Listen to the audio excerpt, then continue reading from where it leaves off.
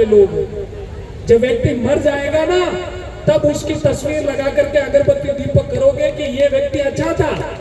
अरे जीते जी समझ जाओ, फिर मरने के बाद पूजना वो कहीं काम नहीं आने वाली है।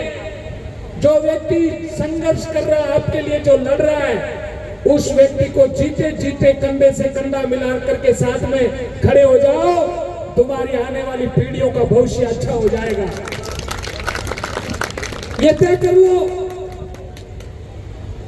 ये जो गंदगी फैली हुई है ना समाजों के अंदर में, एक व्यक्ति खड़ा होता है, दूसरा उस व्यक्ति का टांग पकड़ करके उसको कैसे गिराऊं, पहले इस गंदगी को ठीक करना होगा।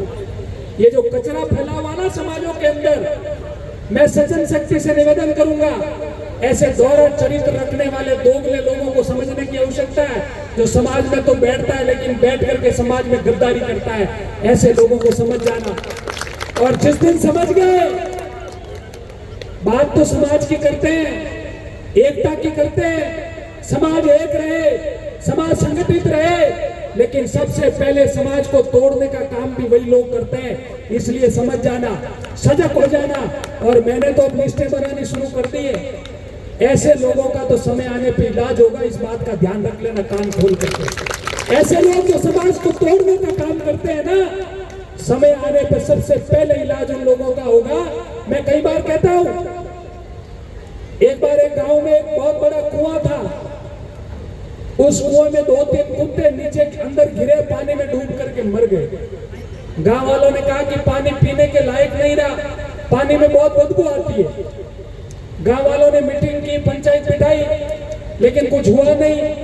पास में कोई संत महात्मा थे, उनके पास गए कि हमारे गांव में कुआं है, उसमें 2-3 कुत्ते मर गए, पानी से बदबू आती है, वो पीने लायक नहीं है।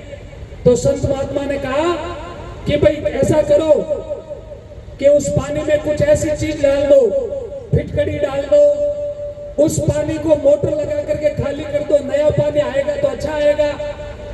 बहुत सारे प्रयास किए। एक बार कहा, फिर गांव वाले आए कि अभी तक भी बदबू आ रही है। दूसरी बार और किसी चीज का कहा, फिर वो वापस आए कि अभी तक बदबू गई नहीं है। तीसरी बार फिर कहा, फिर वापस आए कि अभी तक भी बदबू गई नहीं है। संत भगवान ने कहा कि भाई क्या बात है, मैं खुद जाकर के देखूंगा कि क्या हुआ। जब वो महात्मा गए, उन्होंने जाकर के देखा कि वो तीनों कुत्ते जो पानी में डूब के मरे, वो अंदर ऐसे कैसे पड़े। तो संत भगवान ने कहा कि भाई बदबू तब जाएगी जब इस गंदगी को बाहर फेंकोगे, तब जाएगी, ऐसे नहीं जाएगी। तो ऐसे लोगों को भी ठीक करने की आवश्यकता है, समय पे करेंगे। इस बात का भी आप ध्यान कान खोल करके सुन लेना। हम लोग क्यों आते हैं भाई, क्या आवश्यकता है? आप सब लोग बैठे हो ना, आपके और आपके आने वाली पीढ़ियों के लिए मंच संघर्ष कर रहा है, इनको आवश्यकता नहीं है। लालजी के तो लाखों करोड़ों रुपए की प्रॉपर्टी पड़ी है, इनको लड़ने की आवश्यकता नहीं है, इसे तपती हुई धूप में बैठने की आवश्यकता नहीं है। विरोध कीजिए, लेकिन विरोध का भी एक दायरा रखिए।